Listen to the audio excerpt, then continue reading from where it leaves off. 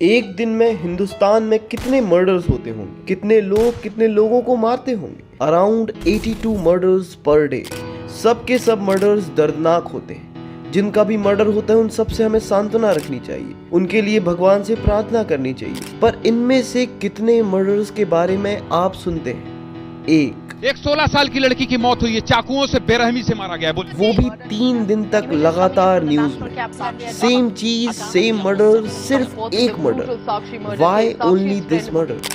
हर रोज 82 मर्डर्स होते हैं, पर सिर्फ इसी को क्यों? शायद ऐसे मर्डर्स को मेन स्ट्रीम मीडिया का हिस्सा बनाते हैं तो हिंदू और मुस्लिम्स के बीच में मार धार वाला नैरेटिव सबके सामने रहता है। शायद इस नैरेटिव से हिंदू के मन में साफ हो जाता है कि मुस्लिम्स बुरे होते हैं। शायद इसके बाद हिंदुइज्म को लेके लोग इनसिक्योर हो जाते हैं। शायद इससे इनका फैसला पक्का हो जाता है कि हिंदू सरकार को ही वोट देना है। शायद इसे ही हम मास मैनिपुलेशन कहते हैं। सरकार नहीं दे रही भर्ती नहीं दे, लेकिन जो है वोट देंगे बीजेपी को। क्या वजह है? अरे हम भीख मांग के खा लेंगे लेकिन वोट बीजेपी जाएगा। बाबा अच्छा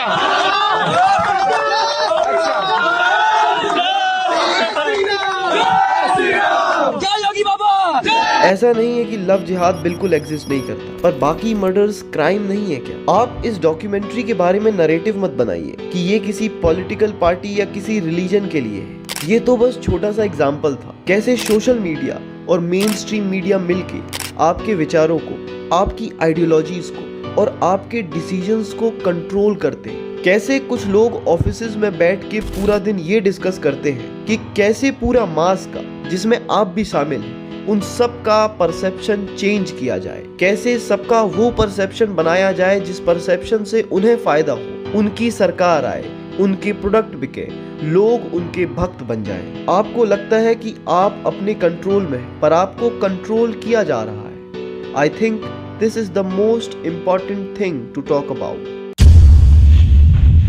पर सीधे बोल देना कि मीडिया आपको कंट्रोल कर रही है सही नहीं होगा। आपको इसके पीछे के सारे पहलुओं पे नजर डालनी होगी और सारी चीजों को ठीक से समझना होगा, तभी आप खुद को इस बात के लिए ठीक से कन्विंस कर पाओगे। हम समझने की कोशिश करते हैं कि सोशल मीडिया कैसे हमारे ऊपर प्रभाव डालता है और कैसे हमें पूरी तरह से बदल देता है। अंत में हम इसे पॉलिटिक्स से भी जोड़ेंगे। ऐसा नहीं है कि किसी को सोशल मीडिया से हो रही प्रॉब्लम्स के बारे में पता नहीं है, बिल्कुल पता है। अगर आप किसी से पूछेंगे कि सोशल मीडिया की क्या दिक्कत है, तो बहुत सी शिकायतों और विवादों की एक लहर सी आ जाती है। हमारा डाटा चुरा लिया है, टैग की लत लग रही है, झूठी खबरें हैं, मतों का ध्रुवीकरण हो रहा है और कहीं चुनाव में गड़बड़ी हो रही है। हम सब इन समस्याओं से वाकिफ हैं, पर हमें सच में इन समस्याओं की जड़ भी पता नहीं और इसलिए इन समस्याओं का पता होने के बावजूद भी हम इनका कुछ नहीं कर पा रहे हैं। इन सारी की सारी समस्याओं का एक बड़ा कारण तो होगा ही और हम उस बड़े कारण तक पहुंचने की कोशिश करेंगे। आसपास देख के लगता है कि दुनिया पागल हो रही है और इसका कारण सिर्फ उन बंद कमरों में बैठे चंद लोग हैं और उन्हें ही कारण पता है। सच कहूँ तो उन्हें भी ठीक से नहीं पता। कुछ मुट्ठी भर लोगों के हाथ में पूरी दुनिया का कंट्रोल है। वो जो चाहते हैं दुनिया में फैला सकते हैं। गूगल में पहले काम करने वाले क्रिश्चियन हैरी को सिलिकॉन वैली का ज़मीर कहा जाता है। वो कहते हैं, जब मैं गूगल में काम करता था मैं जीमेल टीम में था और मैं परेशान हो गया था क्योंकि हम दिन भर एक ही बात किया करते थे, जैसे इनबॉक्स दिखने में कैसा होना चाहिए, किस रंग का होना चाहिए।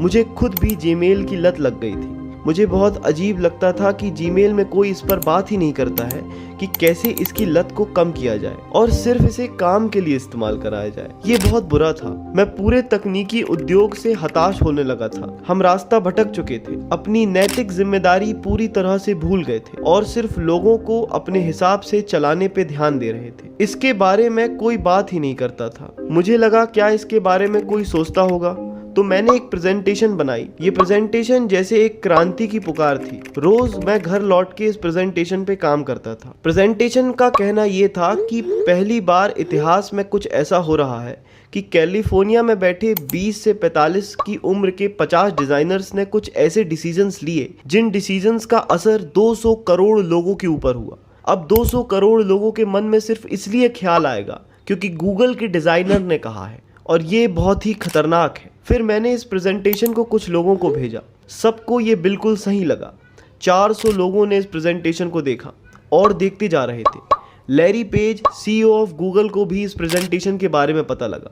मुझे लगा ये एक इनकलाब की शुरुआत है, एक क्रांति की लहर दौड़ेगी, सब अपने चाहने वालों को बचाना चाहेंगे इस बड़े चंगुल से। पर फिर कुछ नहीं हुआ। गूगल और फेसबुक दुनिया की सबसे कामयाब कंपनी में से एक है, क्योंकि इनके मुलाजिम बहुत कम हैं और इनके पास एक बड़ा सा कंप्यूटर है जो पैसे बटोरता है। पर सवाल तो ये है कि इन्हें पैसे मिलते क्यों हैं, और ये बहुत बड़ा सवाल है। कहते हैं कि अगर आप किसी चीज को मुफ्त में इस्तेमाल कर रहे हैं, मतलब आप बिक रहे हैं। लोगों को लगता है इंस्टाग्राम और फेसबुक लोगों का हालचाल जानने की जगह है, उनकी फोटोज और वीडियोस देखने की जगह है, गूगल चीजों के बारे में जानकारी लेने की जगह है। पर ये सही नहीं है। दरअसल इन सब के बीच में एक बड़ी खींचतान चल रही है। कंपटीशन चल रहा है हमारे अटेंशन को लेने का। Facebook, Snapchat, Twitter, Instagram, YouTube और सारी कंपनीज का मकसद है लोगों को ज़्यादातर स्क्रीन से बांध के रखना। मतलब आप कुछ चीज़ों को फ्री में इस्तेमाल करते हो और एडवर्टाइजर्स इन कंपनीज को पैसे देते हैं कि उन चीज़ों के बीच में वो उनके एड्स को दिखा पाए, और ऐसे ही कंपनीज पैसा कमाती हैं। पर बात इतनी सीधी नहीं है। अगर बात बस यही होती तो सबको पता होती। असल में बिकता है आपके बर्ताव और समझ का वो धीमा, हल्का और अदृश्य बदलाव। यही है जो बिकता है, सिर्फ यही बिकता है। अगर कोई आपको ऐड दिखा रहा है और किसी कंपनी को पैसे दे रहा है, तो ये उस कंपनी की जिम्मेदारी बन जाती है और पैसे देने वाले की ख्वाहिश कि एडवर्टीजमेंट सक्सेसफुल हो। ऐसे ही उनका धंधा चल पाएगा। पर ये किसी भी एडवर्टीजमेंट को सही लोगों तक कैसे पहुंचाते हैं? इसके लिए उन्हें चाहिए बेस्ट प्रेडिक्शंस, बेहतर भविष्यवाणी, और प्रेडिक्शंस के लिए उन्हें चाहिए बहुत सारा डेटा। इसी बहुत सारे डेटा से वो प्रेडिक्ट करते हैं इंसानी भविष्य को, और इसी को बेच के वो पैसा कमाते हैं। इनके पास हर इंसान का इतना डेटा है जितना आज तक किसी के पास नहीं था। आप हर फोटो के सामने कितना वक्त गुजारते हैं, आप कब बहुत अकेला महसूस करते हैं, किस समय आपको किस तरीके की चीज़ों का शौक है, आप कब अपने एक्स गर्लफ्रेंड या एक्स बॉयफ्रेंड को मिस करते हैं, आप किसे स्टॉक करते हैं, आपकी पर्सनैलिटी किस तरीके की है, शर्मीली, प्यार करने वाली या कुछ भी, इन्हें सब पता है। हर पल आप जो डेटा बाहर निकालते जाते हैं, ये डेटा जमा होता जाता है एक मशीन में, जिसे बहुत कम इंसान चलाते हैं। और समय के साथ जितना ज़्यादा डेटा हो जाता है, उतना ये मशीन आपके बिहेवियर को बेहतर तरीके से प्रिडिक्ट कर पाती है। यही हमें बताती है कि हम कौन हैं। एक गलतफहमी ये है कि हमारा डेटा बिकता है, पर सच में फेसबुक या गूगल को इस डेटा से कोई फ़ायदा नहीं है। असल में इस डेटा से हर एक व्यक्ति का आर्टिफिशियल इंटेलिजेंस की मदद से एक मॉडल बनाया जाता है, जिसमें इस व्यक्ति की आज तक की सारी हरकतों का डेटा स्टोर्ड है। सारी मतलब सारी, हर एक क्लिक, हर एक टच, हर एक चीज़। और वो प्रिडिक्ट कर सकते हैं कि अगला क्लिक कहाँ होगा, वहाँ पे क्या होगा कि आदमी वहीं रुक जाएगा। इस तरीके के इमोशंस का इस पे ज़्यादा प्रभाव होगा, और ये सब वो बहुत बारीकी से करते हैं। असल में ये पूरी की पूरी प्रोसेस 3 चीज़ों में बटी हुई है। जुड़ाव मतलब इंगेजमेंट, आप ज़्यादा से ज़्यादा यहाँ पे रहें। दूसरा है बढ़ाव मतलब ग्रोथ, आप बार बार यहाँ पे आओ। और तीसरा है कमाई, आपको एड्स दिखा के पैसे कमाए जा सके। जादू का मतलब होता है आपके दिमाग को कुछ ऐसा दिखाना जो वो देख ही ना पाए, और ये टेक्नोलॉजी भी ऐसे ही करती है। ये आपको डीपली प्रोग्राम करती है उन चीज़ों के लिए जो टैग बनाने वालों के लिए फ़ायदेमंद है। ये आपको वो चीज़ें करने के लिए फुसलाती है। इसका एक एग्जाम्पल है फ़ोटो टैगिंग। आप उस फोटो को तो देखेंगे ही जिसमें आपको टैग किया गया है, और नोटिफिकेशन में वो नहीं है। आप उसे ऐप में ही खोलोगे। जब लिखा है टाइपिंग, तो आप ज़रूर रुकोगे देखने के लिए। धीरे धीरे करके ऐसी बहुत सी टेक्निक्स बनाई गई जिनसे उनका फ़ायदा हुआ। फेसबुक ने रिसर्च की कि कैसे फेसबुक पेज में छुपे हुए क्लूज से हम लोगों को इन्फ्लुएंस कर सकते हैं मिड टर्म इलेक्शंस में वोट करने के लिए। और उन्हें पता चला कि वो ऐसा कर सकते हैं बिना यूज़र को भनक लगे। वो रियल वर्ल्ड इमोशंस और एक्टिविटीज़ को कंट्रोल कर सकते हैं। Farmer growth VP of Facebook कहते हैं कि हम मनोविज्ञान से आप पर जल्द से जल्द काबू पाकर वो लत लगाने वाला झटका देने का तरीका ढूंढते हैं। फेसबुक ने ये किया, इंस्टाग्राम ने ये किया, स्नैपचैट और व्हाट्सएप ने किया। हम सबको उस पल का इंतज़ार था जब ह्यूमंस को विज्ञान पीछे छोड़ देगा और सारे काम खुद करेगा। पर उससे पहले वो लम्हा आया जब विज्ञान ने ह्यूमंस की कमजोरी के साथ खेलना शुरू कर दिया। यही कारण है लत लगने का, ध्रुवीकरण का, कट्टरवादीकरण का, भड़काऊवादीकरण का, दिखावे का और ऐसी हजारों चीजों का। ये मानव स्वभाव की हार है। विकिपीडिया में कुछ भी सर्च करो, सबके लिए सेम इन्फॉर्मेशन। हर पेज विकिपीडिया का सबके लिए सेम, पर बाकी जगह ऐसा नहीं। अगर विकिपीडिया ऐसी टेक्नोलॉजी का यूज करे तो वो सबको उनके बर्ताव के हिसाब से अलग अलग इन्फॉर्मेशन दिखाएगा और धीरे धीरे करके लोगों का बर्ताव बदलेगा। लोग विकिपीडिया में ज्यादा वक्त गुजारेंगे। अगर आप गूगल में क्लाइमेट चेंज टाइप करेंगे तो रिजल्ट को पूरा करने के लिए जो सजेशंस होंगे वो अलग अलग लोकेशन पे अलग अलग होंगे, अलग अलग लोगों के इंटरेस्ट के हिसाब से। ये सब देख के आपको झूठा एहसास होगा कि आपसे सब सहमत है, क्योंकि आपकी न्यूज़ फीड में लोग आपके ही जैसे विचार रखते हैं। आपको आपके इंटरेस्ट से अलग चीजें दिखाई ही नहीं जा रही हैं। हम सब बस अलग अलग सत्य को मान के चल रहे हैं और जब ऐसा होता है तो हमें लगता है कि हम ही सही हैं और धीरे धीरे करके आप ऐसी स्थिति में पहुंच जाते हैं जब आप अपने सत्य के खिलाफ कुछ मान तो क्या, उसके खिलाफ कुछ सुन भी नहीं सकते। जब आप अपने से अलग विचार वाले लोगों को देखते हो तो आपको लगता है क्या लोग अंधे हैं, ये लोग क्या बेवकूफ़ हैं, इन्हें सच दिखाई नहीं देता क्या, जो सच मुझे हमेशा दिखता रहता है। 10,000 इंडिविजुअल्स के ऊपर रिसर्च की गई तो पता लगा कि सबसे ज़्यादा पॉलिटिकल डिफरेंसेस अभी, सबसे ज़्यादा विपरीत विचारों वाले लोग अभी। ऐसे ही एक्सट्रीमिज्म फैल रहा है, पोलराइजेशन फैल रहा है। फॉर्मर यूट्यूब रिकमेंडेशन एक्सपर्ट कहते हैं, मुझे दुख है कि मेरे काम से समाज में पोलराइजेशन बढ़ा, पर वॉच टाइम के नज़रिए से मैंने कमाल कर दिया। ये पूरी तरह से सक्सेसफुल था। एल्गोरिदम वो नहीं दिखाता जो आपको देखना चाहिए, ये आपको एक दलदल में डाल रहा है जिसे आप उसके साथ मिलके खुद बना रहे हैं। बहुत सारे लोगों को इसी एल्गोरिदम की वजह से लगने लगा कि अर्थ फ्लैट है और ऐसे लोगों की संख्या सच में बहुत थी। मशहूर बास्केटबॉल प्लेयर काइली इरविंग ने इस चीज के लिए माफी मांगी और इसका दोष यूट्यूब को दिया। उन्होंने कहा, सॉरी, मैं मानने लगा था कि अर्थ फ्लैट है, पर ये यूट्यूब की वजह से हुआ।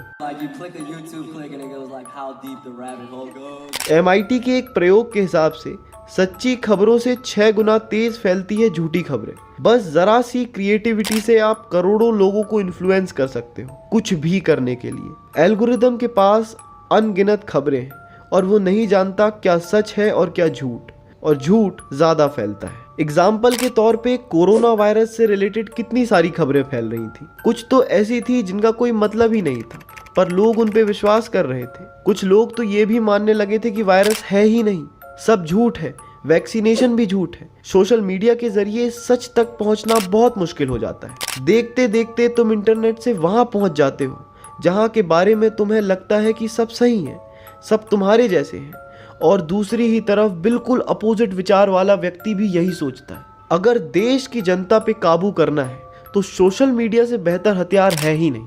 म्यांमार एक बड़ा एग्जाम्पल है। म्यांमार में इंटरनेट का मतलब है फेसबुक, और पता चला है कि वहां पर नफरत की ताकत बढ़ने में फेसबुक का बहुत बड़ा हाथ है। वहां की सेना को रूहानी मुसलमानों के खिलाफ भड़काने में फेसबुक का बड़ा हाथ था। अंत में सामूहिक हत्याएं, सामूहिक बलात्कार और ऐसी ही हजारों चीजें हुई। करीब 7 लाख रोमानिया मुस्लिम्स को देश छोड़ना पड़ा। मीडिया का यूज करके शातिर नेता अपने फायदे वाले विचारों को और थ्योरीज को कुछ इस तरह फैलाते हैं कि हमारा अपने खुद के विचारों के ऊपर कंट्रोल और सच से मिलना बहुत कम होता जा रहा है। ये दंगे, झगड़े, लोगों का बंटना पूरी दुनिया में देखने मिल रहा है। यूरोप में, फ्रांस में, इटली में, हांगकांग में, पूरी दुनिया में। रशिया ने 2016 में फेसबुक के टूल्स के जरिए यूएस के इलेक्शंस में मैनिपुलेशन किया। बिना सरहद को लांगे एक देश ने दूसरे देश के इलेक्शंस को हिला के रख दिया, दूसरे देश को कंट्रोल कर लिया, और ये सब उसने बिल्कुल लीगल टूल्स की मदद से किया। इसका मतलब है कि डेमोक्रेसी खतरे में है। डेमोक्रेसी का मतलब क्या है? जनता का, जनता के लिए और जनता के द्वारा। डेमोक्रेसी में हर एक इंडिविजुअल खुद फैसला लेता है कि अब हमारी सेवा कौन करेगा, और डिक्टेटरशिप में डिक्टेटर फैसला करता है, राजा फैसला करता है कि शासन कौन करेगा। जब मीडिया की मदद से हमारे पूरे फैसलों को नियंत्रण में रखा जा रहा है, सारे फैसलों को मैनिपुलेट किया जा रहा है, हमें चीज़ें करने के लिए फुसलाया जा रहा है, तो हम अपने फैसले ले ही नहीं रहे हैं। ये डेमोक्रेसी पे बहुत बड़ा खतरा है, और बुरी बात तो ये है कि हमें सच का पता ही नहीं, या फिर हम सच से इतनी दूर चले गए हैं कि अब सच हमें दिखता ही नहीं। सच हमें एक बड़ा झूठ लगता है। और बुरा तो ये है, जब हम सच पे ही सहमत नहीं होंगे तो समस्या का समाधान कैसे निकालेंगे। शायद इस सच को स्वीकारने की बहुत ज़रूरत है कि मीडिया हमें मैनिपुलेट कर रहा है और हमारे विचारों के ऊपर हमारा नियंत्रण कितना ज़रूरी है। चलिए बात करते हैं भारत की। सोचिए, सोशल मीडिया से ये सब बखूबी हो रहा है, उसके बाद मेन स्ट्रीम मीडिया मतलब टीवी मीडिया भी इसका हिस्सा बन जाए। अगर ऐसा हो तो सरकार जो परसेप्शन और नरेटिव अपने फ़ायदे के लिए लोगों को दिखाना चाहे वो दिखा सकती है। और अब इस बात से भारत का हर एक व्यक्ति वाकिफ़ है कि मीडिया बिक चुकी है। मीडिया का एक बहुत ज़रूरी काम होता है पावर में जो सरकार है उसकी गलतियों को गिनवाना, सवाल पूछना, ताने कसना, यही मीडिया का काम है। कमाल की बात तो ये है कि इंडियन मेन स्ट्रीम मीडिया में एक भी ऐसा शो नहीं दिखता जो सरकार की गलतियां गिनवाता हो। उल्टा अगर मैं और आप किसी भी मेन स्ट्रीम मीडिया चैनल को खोलते हैं तो पावर में जो सरकार है उसकी तारीफ सुनने को मिलती है। ऊपर से अपोजिशन में जो सरकार पावर में नहीं है, कमजोर है, उस सरकार की बुराई देखने मिलती है। लोकतंत्र का चौथा स्तंभ बिक गया है। तो भारत में ये मीडिया या आईटी सेल कैसे काम करता है और क्या है ये नैरेटिव जिसमें लोग फंसे हैं। जैसे हमने बात की, सोशल मीडिया या मेन स्ट्रीम मीडिया लोगों को वही दिखाता है जिससे वो ताल्लुक़ रखते हैं, जो उनके विचारों के मत में है। इसलिए उनकी सोच समय के साथ पक्की होते जाती है। जो वो मानते हैं उसे ही सच मानते जाते हैं। अपने विचारों के ऊपर एक भी कॉन्ट्रडिक्शंस उनको बर्दाश्त नहीं होता। ऐसे ही करके दो बिल्कुल विपरीत विचारों वाले लोग अपने आप को बिल्कुल सही मानने लगते हैं और एक दूसरे की बात सुनने को तैयार ही नहीं होते। इसे ही ध्रुवीकरण या पोलराइजेशन कहते हैं। अभी 2023 के भारत के कुछ पोल्स को समझने की कोशिश करते हैं। एक बड़ा नैरेटिव जो सोसाइटी में देखने मिल रहा है वो है हिंदू एंड एंटी हिंदू का। इस समय एक ब्रेन वॉश्ड कम्युनिटी उन लोगों की है जो हिंदू हैं, पर वो अपने धर्म को लेके बहुत इनसिक्योर है। इसलिए धर्म से रिलेटेड किसी भी बात पे उन्हें बहुत गुस्सा आ जाता है। जैसे मैंने अभी ये बात बोली, इसी बात से उस कम्युनिटी के लोगों को गुस्सा आ जाएगा। इतने में ही वो नीचे कमेंट सेक्शन में जय श्री राम स्पैम करने लगेंगे, गालियां देने लगेंगे, क्योंकि इन लोगों का इंटरेस्ट इस तरफ लाई करता है। तो सोशल मीडिया इन्हें इसी तरीके की चीज़ दिखाती है और इनका एक्सट्रीमिज्म बढ़ता जाता है। पर प्रॉब्लम सिर्फ यही नहीं है। प्रॉब्लम ये है टीवी मीडिया भी इसी नैरेटिव को फैलाने में बिजी है। इसलिए किन्हीं खास मर्डर्स की न्यूज़ को 3 दिन तक लगातार दिखाया जाता है। इसी के अपोजिट है दूसरी कम्युनिटी जो एक तरह से हिंदुइज्म के नहीं पर एक्सट्रीमिज्म के अपोजिशन में है, जो खुद भी हिंदू ही है। जैसे मैं भी हिंदू हूँ, पर मुझे पता है इसके बाद लोग कमेंट में एंटी हिंदू कहेंगे। जो सच में हिंदूज के अपोजिशन में है वो आतंकवादी हैं, आईसिस वाले हैं। पर जनरल पब्लिक के बीच में पोलराइजेशन सिर्फ एक पॉलिटिकल प्रोपेगेंडा है जो कोई हिंदू पार्टी अपने फायदे के लिए फैलाती है। इसलिए हमें व्हाट्सएप में ऐसे अजीब अजीब नासा की रिसर्च वाले फॉरवर्ड्स देखने मिलते हैं जिसमें नासा ना जाने क्यों हिंदुइज्म को प्रूव ही करने में लगा हुआ है, जिसमें आईसिस वाले हर गली और हर नुक्कड़ पे दिख रहे हैं, जिसमें हर मुस्लिम और हिंदू कपल आखिरी में लव जिहादी ही निकलता है। फेक न्यूज और प्रोपोगेंडा के ये दलदल लोगों को एक्सट्रीमिस्ट बनाता जाता है, जो फिर अपने धर्म के हिसाब से किसी पार्टी को वोट करते हैं। इंडिपेंडेंस को लेके एक बड़ा पोलराइजेशन देखने मिलता है। एक तरीके के लोग हैं जो कहते हैं कि सरदार वल्लभ भाई पटेल, भगत सिंह और सुभाष चंद्र बोस ने आज़ादी दिलाई। दूसरे नैरेटिव कहता है कि गांधी, नेहरू जैसे लोगों ने आज़ादी दिलाई है। अब पहले नैरेटिव के सपोर्ट में बहुत सी किताबें और डॉक्यूमेंट्रीज, आरएसएस के पूरे डॉक्यूमेंट सिर्फ इसी बारे में है। इंटरनेट में लॉन्च हुई फेमस डॉक्यूमेंट्री जो आज़ादी की कहानी को सुनाती है, जिसका नाम साहेब्स है, इसमें गांधी और नेहरू जैसे लीडर्स को साहेब कह के रिप्रेजेंट किया गया है। ये नेगेटिव तरीके से बोला गया है कि अंग्रेजों के जाने के बाद ये लोग हम पे शासन करते रहे। इस प्रोडक्शन के इंस्टाग्राम पेज को खोलो तो पॉलिटिकल आइडियोलॉजी क्लियर हो जाती है। गांधी के चरित्र के बारे में, मुस्लिम्स को फेवर करने के बारे में, भगत सिंह की फांसी के बारे में लगातार लोग क्वेश्चंस क्रिएट करते रहते हैं और गांधी, नेहरू को एंटी हिंदू, एंटी नेशनल बोलते रहते हैं। बहुत ऑब्वियस है कि ये आइडियाज किस पार्टी के आईटी सेल और व्हाट्सएप फॉरवर्ड से निकल रहे हैं और डॉक्यूमेंट्रीज और सोशल मीडिया के जरिए पूरी दुनिया में फैलते जा रहे हैं। असल में दोष किसी एक का नहीं है और किसी एक को दिया भी नहीं जा सकता। नरेटिव में फंसे हुए लोग दूसरे को अप्रूवल देते रहते हैं और उनका अप्रूवल एक दूसरे की वजह से ही रिजिड बनता रहता है। दूसरा नरेटिव कंप्लीटली यही कहता है कि नेहरू और गांधी जैसे लोगों ने आजादी दिलाई। इसी नरेटिव के चलते कांग्रेस को वोट मिलते रहे और अपोजिट नरेटिव को इसी नरेटिव के कॉन्ट्रडिक्शन में फेंका और फैलाया गया। शायद कांग्रेस में किसी भी नॉन गांधी लीडर को फेस ना बनाने का एक बड़ा कारण यह भी है, कोई भी सीधे क्यों नहीं बोलता कि फ्रीडम एक मास कॉपरेशन का रिजल्ट है, सबकी मिली भगत है। एक और बहुत फेमस नरेटिव राहुल गांधी को लेके। राहुल गांधी दुनिया के बेस्ट इंस्टीट्यूट से पढ़ के आए हैं। जब शुरू में वो मीडिया में आए थे और पॉलिटिकल करियर शुरू किया था तब उनकी बहुत तारीफ की जाती थी, पर आउट ऑफ नोवेयर कहीं से सोशल मीडिया में मीम्स ही मीम्स आने लगे और हर तरफ एक मजाक जैसा बनने लगा। अब सोसाइटी में दो नरेटिव है, जो राहुल को बहुत अच्छा मानते हैं, दूसरा जो राहुल को सीरियसली नहीं लेता। आपने एक बात तो जरूर गौर की होगी कि जितने भी नरेटिव्स हैं वो किसी न किसी पॉलिटिकल पार्टी के फायदे के लिए। आप कोशिश करते हैं जानने की कि ये नरेटिव्स बनाए कैसे जाते हैं, मतलब पॉलिटिकल पार्टी के आईटी सेल में काम क्या हो रहा है। ये बात किसी एक पार्टी की नहीं, सारी पार्टीज की है, सारी पॉलिटिकल पार्टीज की आईटी सेल की है। 2018 में अपने आप को बीजेपी आईटी सेल के एक्स एम्प्लॉय बताने वाले महावीर और बहुत सारे सोर्सेज से पता लगता है कि ढेरों फेसबुक और Instagram pages, YouTube channels, Google और दूसरे सर्च इंजन्स पे फेक न्यूज़ वेबसाइट्स और हज़ारों फेक ट्विटर अकाउंट्स और पता नहीं क्या क्या सब के सब काम करते हैं कुछ पार्टी बेनिफिशियल प्रोपोगेंडास को फैलाने के लिए। और सिर्फ अपने फायदे के पोस्ट करना इनका काम नहीं है, इनका काम ऑपोजिशन के पोस्ट्स को ट्रोल करना भी है। पॉलिटिकल पार्टीज एक दूसरे को ट्रोल करती रहती। ये जो हजारों क्रिएटिव रिलीजियस हार्मनी को डिस्टर्ब करने वाले post, propaganda related memes, political leaders के मीम्स हमारे सामने देखने मिलते हैं, ये सब आईटी सेल से निकले होते हैं। व्हाट्सएप पे अजीब अजीब फॉरवर्ड्स घूमते रहते हैं जिनका कोई मतलब नहीं होता, जो सिर्फ ब्रेन वॉश्ड लोगों को अपने साथ बनाए रखने के लिए होते हैं। ये सब आईटी सेल से ही निकले होते हैं। टीवी मीडिया में जो एक एक घंटे के शोज चलते रहते हैं जिनमें पाकिस्तान के प्याज के दाम बताए जाते हैं,